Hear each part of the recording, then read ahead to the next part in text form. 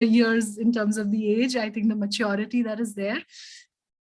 So Shreya, at a professional level, she's an SVP in communications at Aon India Insurance Brokers, CSR specialist, and a corporate grooming consultant. She's on the advisory board of 4 organizations and 4 NGOs. That's just one facet of who she is. This former corporate diva and Mrs. India Universe 2017 also works in the spaces of activism, dance, theater, poetry, blogging, sustainability, evangelism, modeling, acting. Oh, the list goes on. She considers herself an earth warrior and is an event anchor and trainer. She's a champion of inclusion and diversity, and she recently co-authored a book titled Words Matter, The Language That Girls Need to Speak. The book is a compilation of 40 words that help the reader to choose their vocabulary in a way that allows them to redefine how human beings are treated. So Shreya, it's a privilege and honor to have you with us today as a speaker. And, thank you so much for all the encouragement and all the inspiration. No, but Rajpreet, like I said, I believe in the collective voices of women and the strength of what that brings. So if not here, then where?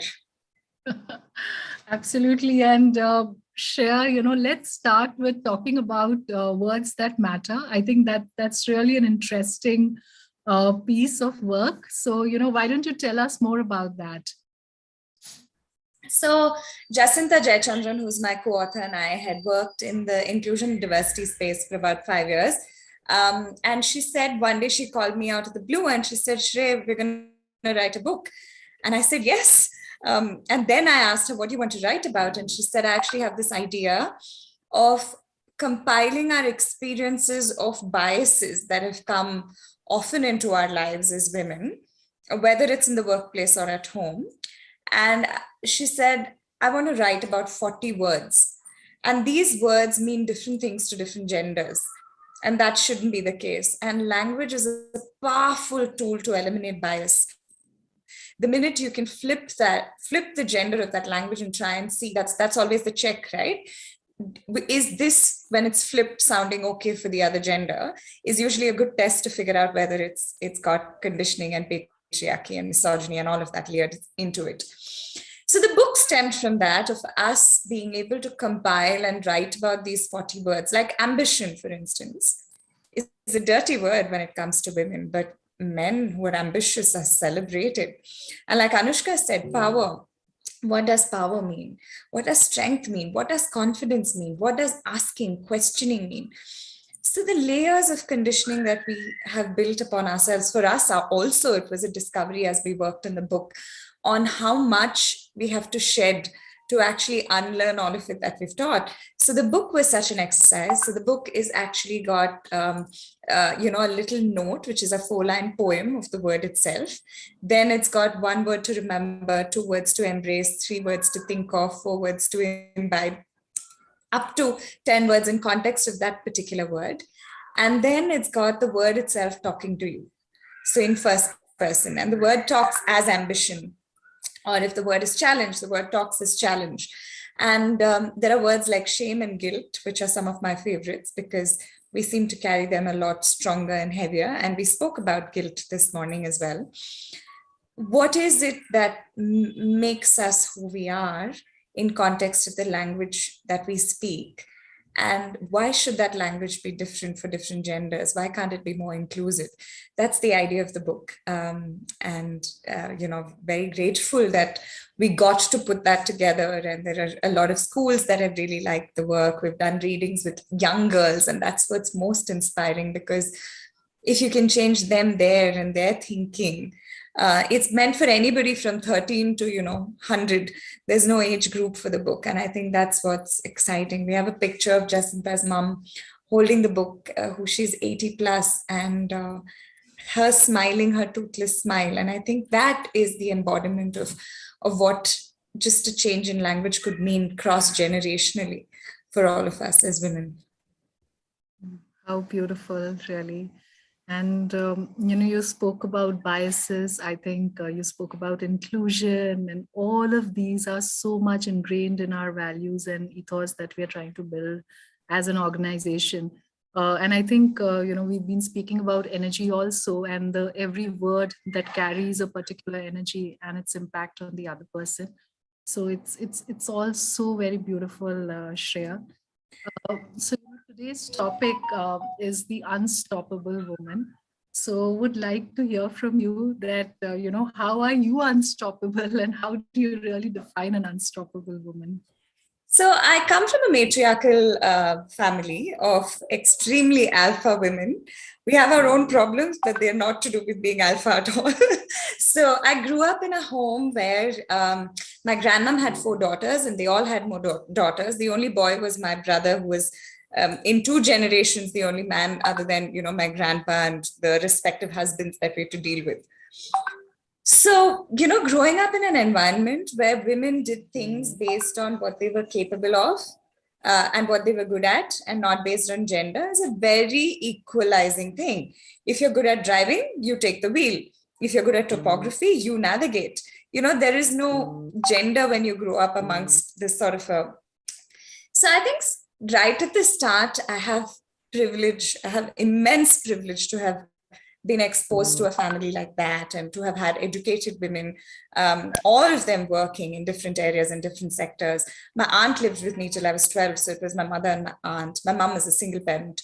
So I came from a family that sort of looked ahead in many, many ways. And I think that really marks, or those are those markers that sort of pave the way.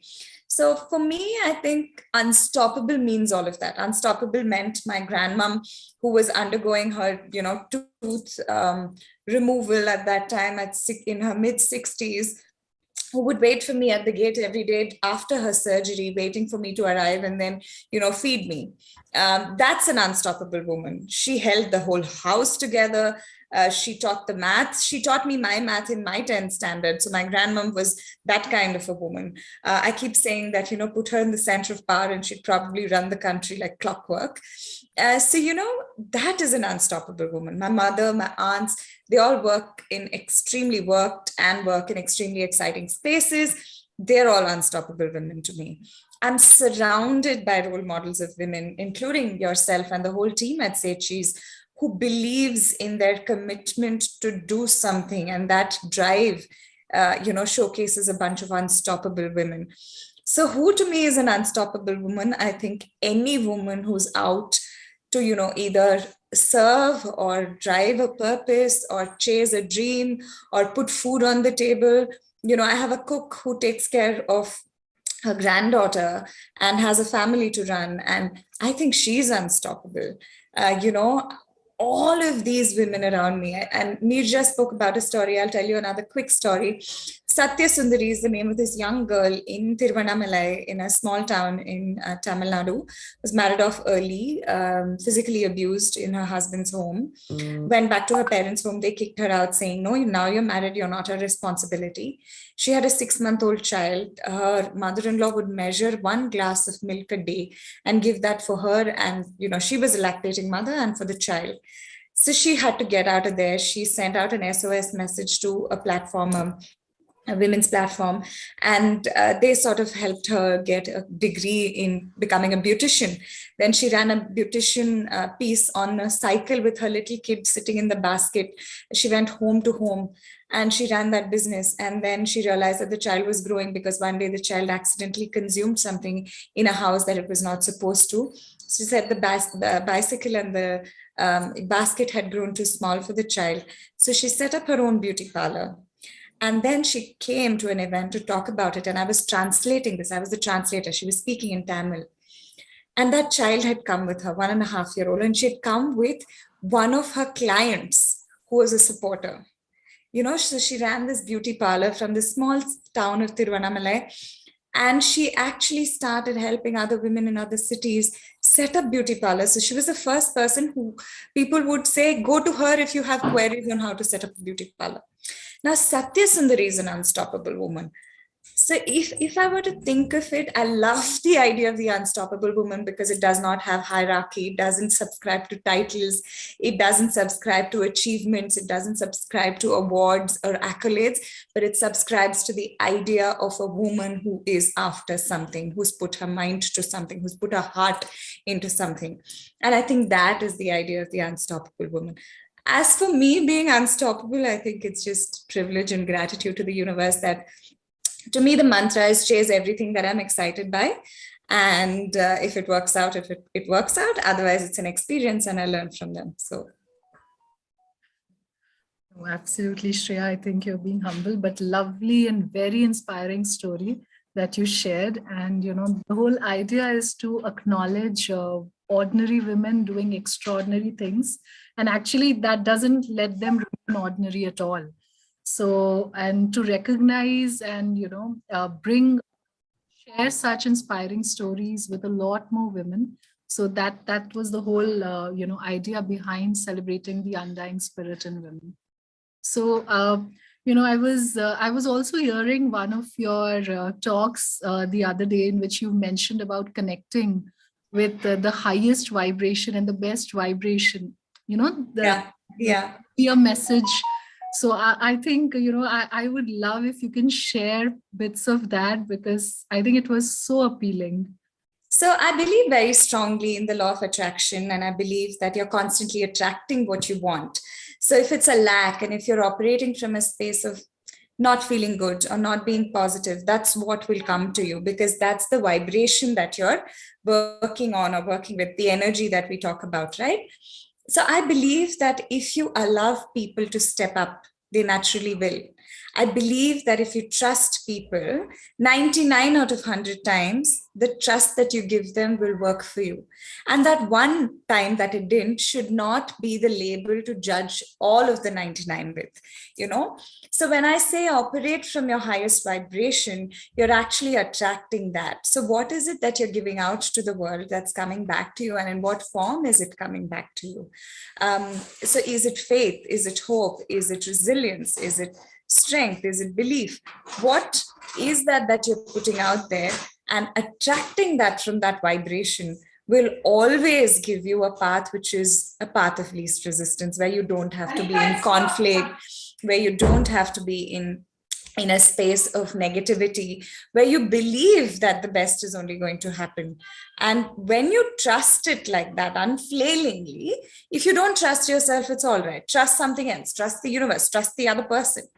I believe very strongly that you can only generate positivity with positivity, because the only thing that people probably say is it's fake positivity or it's over excessive, happiness.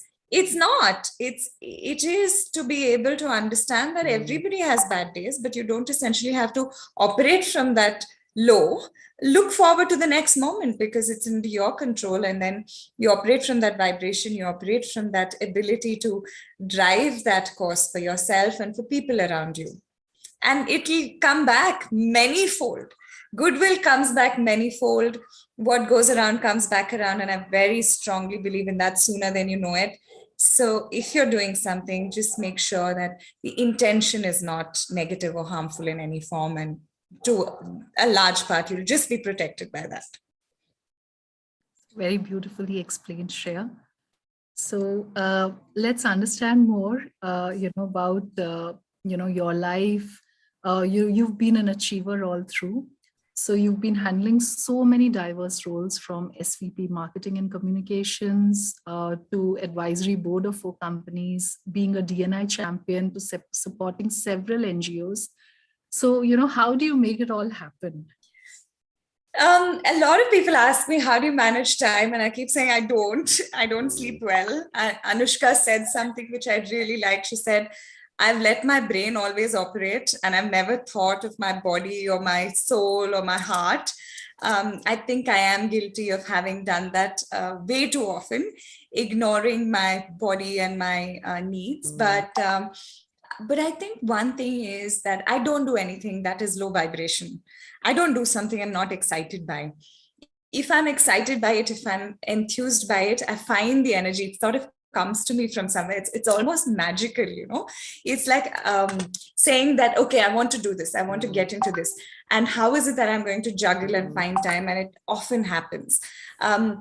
I have a young daughter. I sort of travel everywhere with her. The pandemic has really helped because I carry her along. Schools are now mobile, so she's gotten used to logging in from anywhere. She's gotten used to sort of going with the flow. So I think fundamentally, whether it's, I started my career as a journalist for the Hindu. I did multiple degrees because I wanted to be an environmental journalist. So I did environmental sciences, I did journalism and media studies, and then after all of that, I ended up in marketing. So there is no course that you can chart for long term that it's going to work by your design. But what I think has been exciting has been the opportunities that have come my way for all the things. It's like I keep joking, you can have the cake and eat it too. You've been told all your life you can't. There's a secret, you can. Like, I have had my cake, I've eaten it too, and I've made another cake and I've eaten that too. But yeah, there are I think a lot of, like I said, I'm very, very grateful because these opportunities have always come in some form. Like, for instance, say cheese, when I speak about the things that I believe in, you see why it was so easy. Just the alignment just fell into place because it's exactly all those things that I embody and I want to support and I want to work with. There are 4 not-for-profits I work with on a very close engagement. One of them is Nivasa. They use architecture and design to help build structures for the underserved communities, construction communities. That's one. There is ATF, which is Assistive Technology Foundation, which does a lot of work in the space of disability technology to help people who have different kinds of disabilities sort of match up and reduce and eliminate.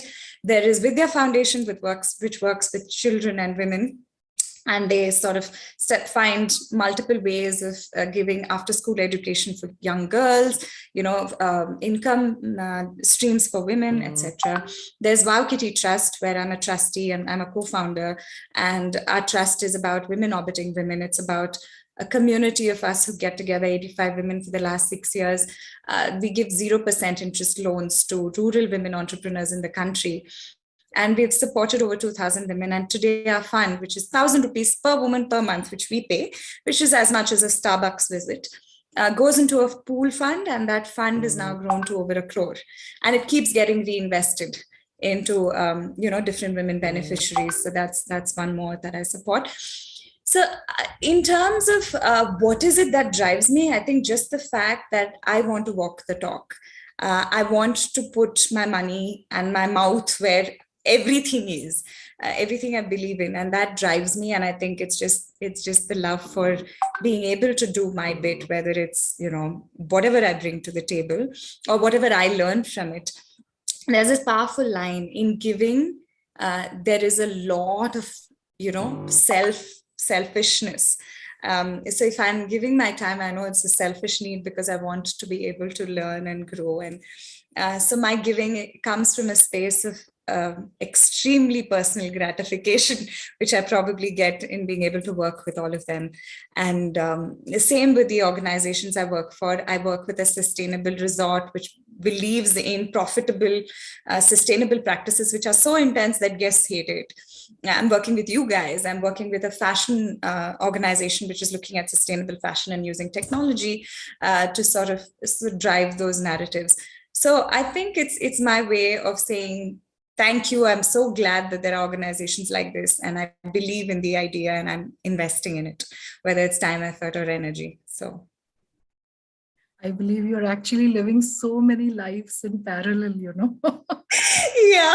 Organizations you're nurturing and really going that extra mile, and all the energy that is coming in from you. I think there's just so much, optimism, positivity that Shreya, I get every single time I engage with you.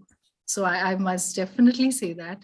Thank you so much. It's a beautiful journey for sure. And our conversations have genuinely been so beautiful and so organic and so flowing that it is very heartwarming. So, Shreya, you did speak about a lot of work that you're doing, and there are a lot of women communities. And, how much of a ground level impact are we being able to create together? And what are some opportunities you see for a higher impact? I think ground level impact at the urban level is something that we've been able to achieve, because I think somebody did speak about it, the fact that we're all privileged because we have access to internet, we have access to a mobile phone, things like that. But I do believe that urban is a start. The non-urban areas will slowly come in and filter in, and there is going to be a wave because digitization is happening very quickly. And I believe that there is no hierarchy for struggle.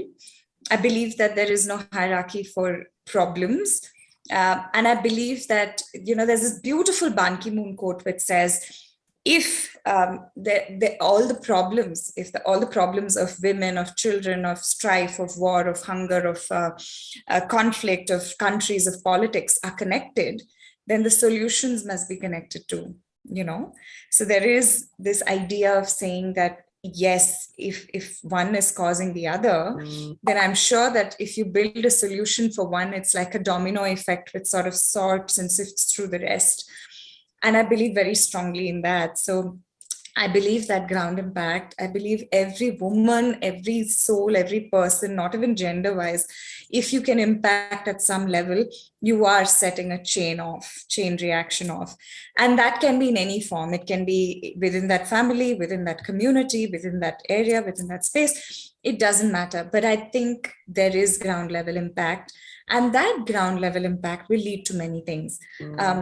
Like, for instance, if we are able to help women heal, help these circle of women heal on the Sechi's platform or on any of the other collectives, or I'm part of a spiritual community which is called Ascend, which is about 60 people, and we're all women, and we are all accessing spirituality, connecting with the moon cycle, investing our time in understanding the earth, doing our bit for the earth. I believe that every single person who's part of any of these collectives, who's learning and growing and investing in self-healing, is helping the planet become a better place.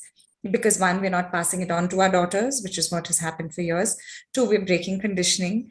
Three, in some form, we're rebelling against the conscious, passed on patriarchy that the men have to fight as well, because there are enough stereotypes there as well. All I believe, and somebody spoke about this, is we need to include the men on these journeys, if not sooner, I mean, a little later at least, because I think that we leave them far behind otherwise. And I think the healing, the feminine energy, which Anushka spoke about, is so important for our planet right now. We're reaping the repercussions of this pandemic because of what we've done to the planet. And if this is not the wake-up call, if right-wing fundamentalism is still going to take a front seat and drive, there's going to be a long-term impact, which our children are going to, unfortunately be at the receiving end of. And that is something I'm not willing to take a risk or a chance with. So I will speak my mind and I will get trolled, because that happens a lot. But I believe that there is strength and power and honesty and good intent. And I think chasing that, like you said, will actually heal, and that chain reaction will actually impact at the grassroots level a lot more than we actually think is possible. Oh, absolutely. I completely agree with you, Shreya. And I think the butterfly effect and the domino effect that you spoke of, and the chain reaction, and it all comes back to comes around. And Yeah. I mean, so aptly said. So, Shreya, you're an advisor with Sechi's, and so we would like to hear your thoughts about Sechi's, the vision of Sechi's, and of creating this one safe space for women together, and the community app for which today is the launch. That being an enabler. So, what are your thoughts about this? So what I love about Sechi's is it's collaborative. It welcomes with open arms already existing communities. And what I have seen of the app, it allows for communities to keep their identity, at the same time intermingle with other communities, get access to different kinds of information, whether it's health or relationships or career. I think the fact that Sechi's looks at a holistic sort of,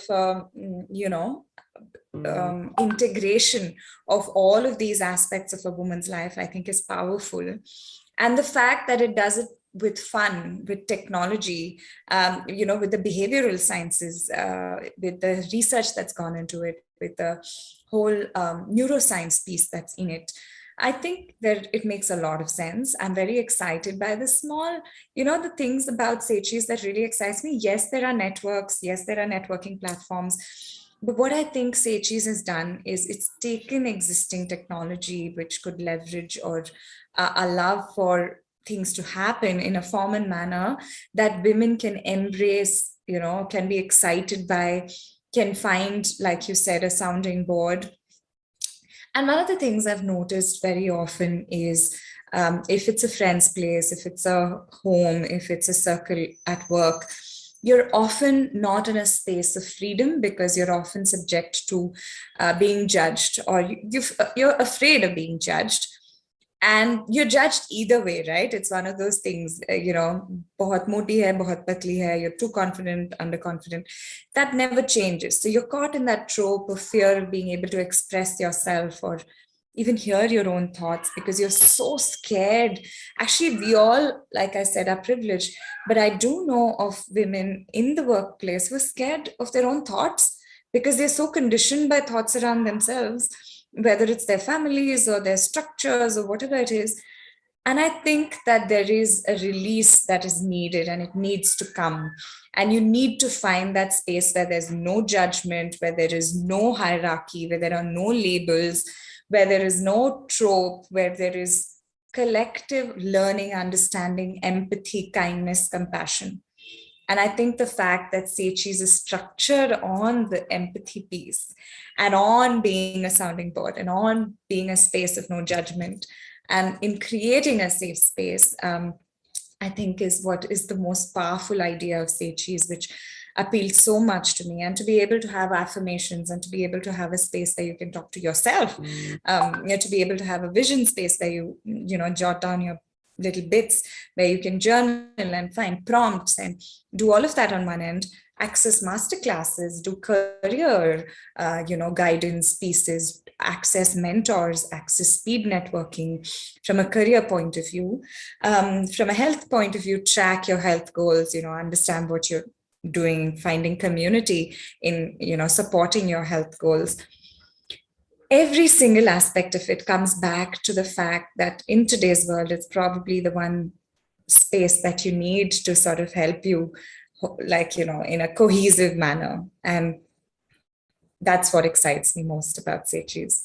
And that's why I said it didn't even take an email for me to say yes. I heard about it and I said yes, because I believe that today we're sitting on something which could potentially change the way the world works. Absolutely, Shreya. I think you've beautifully summarized what we do. And when I was starting on this journey, a lot of people asked me questions that we already have women communities. Why another one? Why a holistic thing? Why not just focus on career or just on relationships? Somehow always felt that while all the communities are doing some great piece of work, why not have a one common place where all these communities can thrive and coexist and symbiotically grow? So that was the whole vision behind Sechi's. And, to use technology as an enabler, which we've done through the app. So, and also to make it holistic, because, our career is just a part of our life. Yeah. It's also our relationship, our health, our self-awareness, all of that, which is so much required, and hence the holistic and yet personalized approach. So, thanks so much, Shreya. I mean, we can go on, and it's so very inspiring to, inspiring to really listen to you. And a lot of messages, I think, in your conversation, especially it's much deeper, much more spiritual.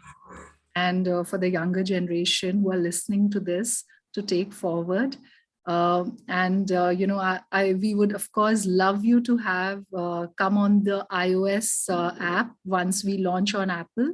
And so I'm sure a lot of questions are still remaining. So we'll keep them unanswered for now and ask you, when you come actually live on the app. Especially, we would love to also hear about your the entire Mrs. India Universe journey.